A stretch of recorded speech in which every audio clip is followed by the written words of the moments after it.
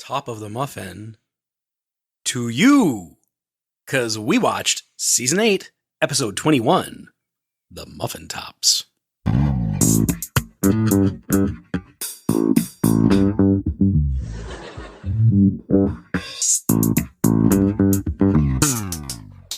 So, Katie. Hi. Hello. How'd you like the Muffin Tops? Oh, I hated this episode. Oh, yeah? Yeah. Worst Seinfeld episode I've ever seen. You laughed. I think we've established that you can laugh and it's still bad. I don't know. Hmm. You want to talk about it? You want to go through the things? Did you like it? So I had like gone through and done my the rankings, and I saw how Screen Crush and Vulture ranked this episode, and I thought that they were being unfair to it from we'll memory. See. Yeah. And then as we were watching, I was like, I think that they were being unfair from it. And then by the end, I was like, yeah, that's probably right. So The Muffin Tops was written by Spike Ferenstein. It was directed by Andy Ackerman, and it aired on May 8th, 1997. Screen Crush ranked it as the 148th best episode. That's high. Vulture had it as the 161st. So in top 10 worst Seinfeld episodes. Yeah, agree. That's too far in my mind. I think a couple of good lines does not save this dumb, boring, clunky, weird episode. So we'll talk about that. IMDb had it coming in as a very nice 69 with an 8.4 out of 10. Okay. Let's throw it back to sometime when I asked you if you remembered this episode. Elaine convinces someone to open a store where they only sell muffin tops. Well? How'd I do? I believe you nailed it. I'll read the Netflix synopsis. George pretends to be a tourist from Arkansas. Kramer starts a Peterman reality tour. Elaine helps Lipman with his muffin shop. Jerry shaves his chest. Which of those stories do you think I enjoyed? I think there's the answer can be none. I think there's something there with the George storyline. And I think that it is the most isolated of the four storylines. Right? Like, Elaine has muffin tops, Kramer has a bus, Jerry runs off the bus. But I think George, that could have slotted into any episode really, because he didn't have any. And I think this faking that he's from out of town, renting a hotel room after stealing another guy's clothes. I think there's something there. Was it executed perfectly? Maybe not. But we should let this place air out because it smells like the previous owner had monkeys. I think so. The correct answer was I like Jerry's storyline until he became American Werewolf in New York or whatever. That was not American Werewolf in Paris. That was a reference to 1994's Wolf, starring Jack Nicholson. Not seen it. So George's story, I think, is very good, and it is overshadowed by the idiocy. I don't even like idiocy. Elaine's, Kramer's. Oh, okay. I thought but his story in isolation, there's no idiocy in there. No. Okay. It's a good story. But you enjoyed Jerry's. I enjoyed Jerry's, I think because... You're just into natural hairless. I think I just liked, when Jerry is horrified that he shaves his chest. I did something stupid. You really like that scene. Okay, well, we're jumping ahead. Okay. So, who are the guest stars? We had Wayne Knight, we had Richard Fancy coming in and reprising his role as Lipman. But we did have Rena Sofer playing Marianne. Who's Marianne? Marianne is the tourism board. Okay. George's. Does he ever say her name? I don't know. She must when he's on the street. Hi, I'm Marianne from the New York Tourism Bureau or whatever it is. She was in Keeping the Faith, 200 episodes of General Hospital, and the movie Traffic. Oh. We also had Melinda Clark, who played Alex, which was the Jerry's. Okay. Because you look She was in Spawn, Hmm. Return of the Living Dead 3, Whoa. as well as the OC. Nah, that's a turn. So again, we've now, I think, shifted into the opening scene having something to do with the episode, because we don't have a unrelated cold open. Yeah, I mean, I think they do that when they need the time, right? Yeah. Like, this episode ended, and then there was Such a long tag. so many things were happening, right? Like 2 different scenes. Yeah. I liked the start of it. Jerry says, I'm just going to go buy a paper. Some guy asks George to watch his bag, and then he's stuck watching this bag, and he tries to ask some other guy, hey, can you watch my bag for a minute? And that jackass is like, what, so you can leave me standing here wondering if you'll ever come back? What was George thinking would happen? The other guy would come back and be like, oh, thanks for watching my bag. And the guy would be like, it's not your bag. It was some other guy's bag. Oh, you know what? I don't think George would care at that point. At that point, in his mind, he's absolved of all wrongdoing. I loved when Jerry just walks away. And George goes, where are you going? I'm going to be this guy's friend. Why can't that guy take his bag with him? Don't know. It seems like a very carryable bag. Very light, easy to tote. George literally picks it up and starts going through it. So he's holding it with one hand while he unzips it and looks inside. Yeah. And being a tourist in New York City, aren't you supposed to be like ever vigilant and not trust anyone and think everybody's going to stab you? So you wouldn't just maybe trust that guy a random wasn't person. a tourist. Well, maybe he was like coming home. I don't know. Because he's in the bar several days later. He didn't find clothes several days later, in the several days that he was in New York City. So he didn't have what happened to the clothes he was wearing? I think maybe he was still wearing them. No. When he shows back up, he's in like an undershirt and in like. Oh, I thought it was just a red shirt. He has a red jacket on over top of like underwear. Underwear, basically. Maybe that was my interpretation. You were supposed to assume like George didn't just steal his bag. George like held him up at gunpoint and took his clothes. And this man has been wandering around New York City for a week. Who knows? Without clothes. You're supposed to watch the bag, not wear them. I'm still watching them. How long do you think is both like asking someone like, can you watch my bag? I'm going to be right back. If you're not back within... How long does it take to go to the bathroom? 2 minutes. Yeah. I think all bets are off. Mm-hmm. Have you ever been working at like a coffee shop or like the library, university or something, and you're just like, hey, can you watch my stuff? Yeah, I guess so. I would rather pack up and leave or take it with me. I don't know.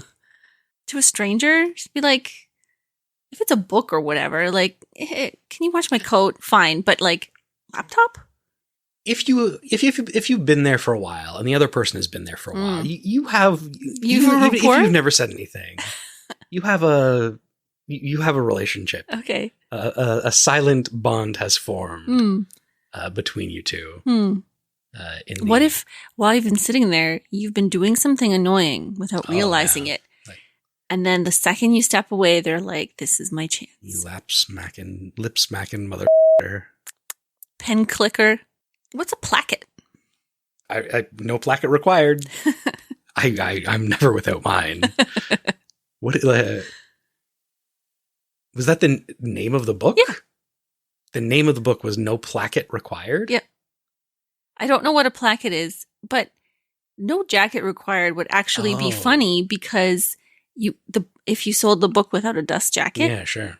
And it's about clothes. It's like a coffee table book about coffee tables. What's a placket? We'll fix that in next week's episode. I was going to ask, there's a line where someone in the bookstore says, every half-wit and sitcom star has a book now. Did Jerry come out with a book? Somebody must have come out with a book or something. Yeah. When do you have to start worrying about ear hair? You hear a soft rustling. Personally, I definitely hit 2 milestones. And it was when my barber asked me if I wanted them to trim my ear hair and eyebrows. Uh-huh. And then the second one was when they just went ahead and did it without asking. They denied me the pleasure of trimming your eyebrows. I don't trim them. I pull them out. You do, and you They're wriggle in the joy. They're gray, curved, long. They're weird. It's very satisfying. They are not gray. I'm sorry, honey. I got deep roots.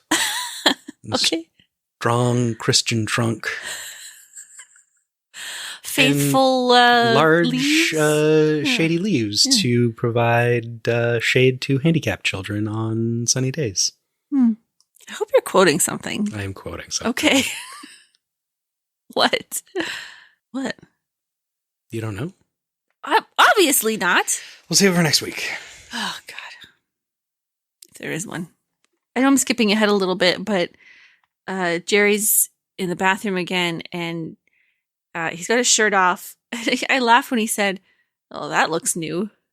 It's never a good thing when you find something new when you're looking at yourself in the mirror. Oh, absolutely not. I don't think I have this problem. I have like one random hair that's kind of high that I'll sometimes go and get. But I have noticed, other guys at the gym, they'll take off their shirt and they have clearly gone down and they've like cut a line. Where their like t-shirt collar begins is a very clear delineation that they have shaved down to. And now they have they're basically wearing a hair collar. sweater. Yeah. I don't like the one hair. You go, okay, if one hair is showing, I'm going to get rid of that one. But like some hair coming up the collar is not a problem, I don't think. Kramer's got hair. Yeah, I mean, we've seen Kramer with his shirt off, although this episode seems to allude that he has some type of. What does he show Jerry? It's pubes, right? No, he shows him his chest. Listen, it is his chest. Why would Jerry react that way if it was Kramer's chest, which we have seen 100 times? Because it's supposed to be that he shaved it so many times and it grew in fuller and thicker. He literally is like grabbing at his collar. I think he shows him his pubes. I do not think he shows him his pubes. Why? Why would Jerry react that way? Because it's so grotesque, his chest hair. But we've seen that it's not. But we're not supposed to remember that we've seen it. Remember, this is the 90s where it's every episode in isolation. I think Jerry's looking down. Okay, poll. What does everybody think is going on here? Sure.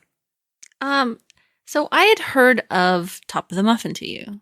Oh, yeah. So I was really looking forward to this. Oh. And I did like when they're at the book signing and Elaine takes the top of the muffin off and throws away the rest. And she talks about how the top is crunchy, explosive, breaks free of the pan and does its own thing. And then that's probably the extent of my interest in the muffins. I think I have some interest in it too, about the like holes in the storyline. So how many days have passed since Lipman hears about muffin tops? And less than 24 hours. Has an entire store with branding and inventory and baking fixtures, and recipes, uniforms, payroll, staff. Yep. Like this is boom out of thin air. And if it is more than one day, that guy's wandering around New York without clothes even longer. George is convincing this woman that he's from Little Rock, Arkansas for so long. Kramer does need to acquire a bus somehow. First he has a long bus, then he has a short bus, whatever. Yeah, I was wondering if that was just like the angle that we see it from. It looked like a weird there was like bus. 6 rows of seats on that bus. Yeah.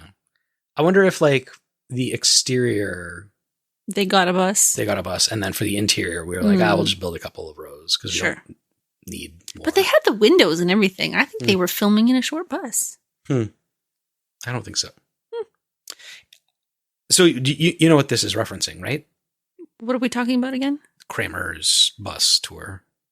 This is the real Kramer that Kramer's based on. Yeah. Giving bus tours of his life. He did a Kramer reality tour, yeah. Yeah. I assumed. I didn't know, but I assumed. Yeah. And so they wrote. Was his name Kramer? Kenny Kramer. Yeah. How long before, do you know how long before this episode, he did the bus tour thing. Oh, I don't. We could probably figure that out. I'm imagining that it was in earlier seasons, and then they're like, we're going to write about this at some point. I feel like earlier seasons, Kramer was probably more rooted in Larry David's neighbor. So I imagine when Larry David was more involved in writing in the earlier seasons, he was probably more rooted in what he did. But then it needed Seinfeld to become popular, so it probably wasn't until at least season 3 or 4. I don't know. We can figure this out.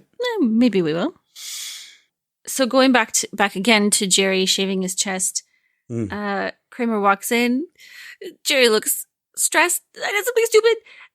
I laughed, and then you laughed when they said, well, you're not going to tell anybody about this. And then George walks in. Jerry shaved his chest. Hey! I just love the immediate backstab of, you do not tell anybody about this at all, ever, whatever you do. Jerry and his date are walking through Central Park. He's talking about not wanting to ride a horse. And then she suggests the beach. It's like, you couldn't pay me enough to go to the beach during the week, blah, blah, blah. Wouldn't that be the best time to go to the beach? Sure, nobody's there. Exactly. And then they see the lady with the Chinese crested terrier. The hairless Is that what they're dog. called? Yes. No. They're not called Mexican hairless? Mexican hairless are totally hairless, I think. Chinese crested have like... No, a crest of hair? A little poof. And she, without asking, touches that dog. You can't do that. She says, hairless, this is where it's at. So one thing about this episode, the Muffin top storyline wasn't in it. What? The original idea for the storyline was that Elaine was going to get a police scanner from Kramer, and it was going to be able to like pick up what her neighbors were saying, or like she could hear her neighbors. Okay. And hilarity would ensue. And 2 days before they started filming, an episode of Frasier came out with basically the exact same storyline. So at the last minute, Spike Ferenstein had to come up with an idea of what to write, and his girlfriend only ate muffin tops and threw away the stumps. Mm-hmm. And so he just like... Crammed it in there. Crammed it in there. Mm-hmm. Something funny happens before I tune out entirely, and it's George telling Jerry about this girl that he's met. And he goes, and I'm not from around here, so it's okay that I'm stupid. While he was like explaining this whole grift that he had going on with Jerry, he's eating a piece of pizza. Yeah. This might be one of the worst looking pieces of pizza I might have ever seen in my life. It was like a block of cheese. It looked so bad. It wasn't like a New York style piece of pizza. No. It wasn't anything I've seen before. It was like crust and an inch of cheese. It almost looked like he was like... Was it a pizza bagel? It almost looked like he was eating a deep dish pizza slice by hand. Yeah. But it wasn't quite as like saucy. Yeah. And, you know. I noticed that too. Deep dish pizza is terrible. It's bad. By the time Kramer pulls up in the bus, this is what I wrote. Bus. A lot is happening right now. Because... I mean, this is more than halfway into my notes. I don't know if it's halfway into the episode, but they just started cramming events into the episode and not very good dialogue. It's just, we got to move this along. I think they had so many long running storylines that they just had to like move super quick and stuff didn't develop and it ran long. This is what I wrote. And scribbles from side to side. I think like they for whatever reason wanted to do the reference to the movie Wolf because they'd like built it up like with the whole shaved chest thing. But like that was like from when he like leaves the bus to when he's like howling. Like I feel like that was even though it was right at the end, that was a really long scene that it wasn't really a good payoff. I wrote down musical montage. My pet peeve with later seasons of The Simpsons, anything I've seen, is that they can't write as clever, tight jokes anymore. And so there's always a musical montage of things happening with no dialogue. And then we get this weird montage of Kramer going to 8 dumps. Why? Like, why? Why wouldn't they just take the stumps? Why exactly? Why wouldn't they take the stumps? They never explain why that's not allowed. Why wouldn't they use the muffin tops to make cake pops? I know cake pops weren't a thing at the time, but grind them up and turn them into a sheet cake. Yeah. Or just rip it up and like, I know it was you New have York City. You just leave it on the curb. Exactly. And let the rats take it. Yeah, true. So you know that apparently, we might need to confirm these details, but they are banning you from just putting garbage bags on the street in New York City. You have to put it in like a container, and it's like to try and curb the rat population. Yep. That's not going to happen.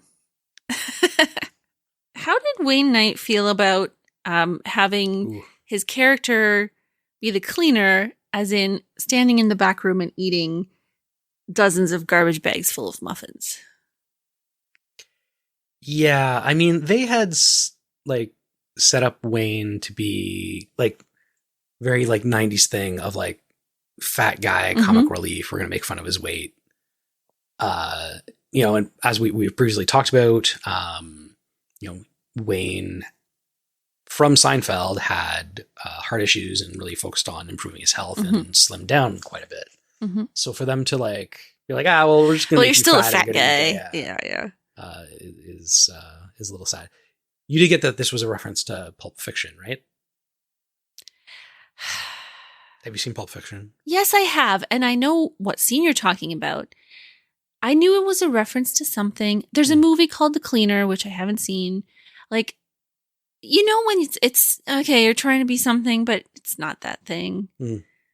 I usually like Business Elaine.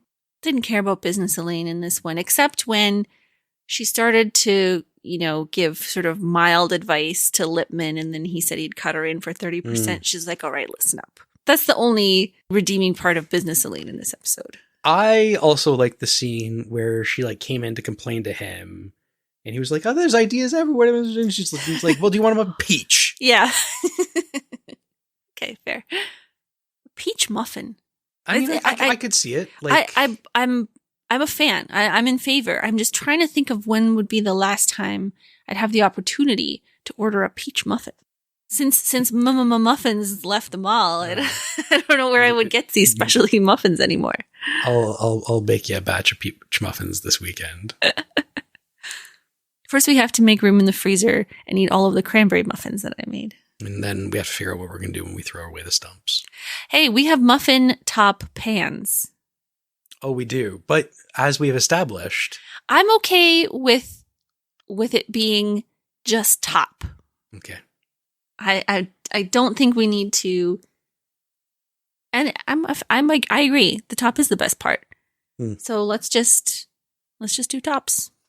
This is the worst episode of Seinfeld I've ever seen. I mean, I guess this episode is also notable because this is, I guess he doesn't really get fired by the Yankees, but this is like the end of George's employment with the Yankees. Are we done with this one? Sure. I mean, I like Jerry's. Yeah, it's $37.50 for Three Musketeers. Yeah. A placket is a finished opening in the upper part of trousers or skirts or at the neck, front or sleeve of a garment. What is this? This doesn't help me at all. A placket is the finished opening. So like a hem? Oh, the placket is the thing that holds the buttons, the row, the double. Okay. But I think it's also all kinds of hems and openings and sleeves and yeah. So I had some corrections. Last week I talked about how I nearly bought a guitar made out of a frog. Yes. What? It wasn't a guitar? No, it was a shamisen. Ah. It's a great story because I didn't buy it, but it was made out of a frog. So we were talking about the World Series trophy. Loyal listener Tom pointed out and reminded me that it's not a single trophy. They make a new one every year. I didn't know that. The current trophy was designed by Tiffany on October 31st. Tiffany Haddish?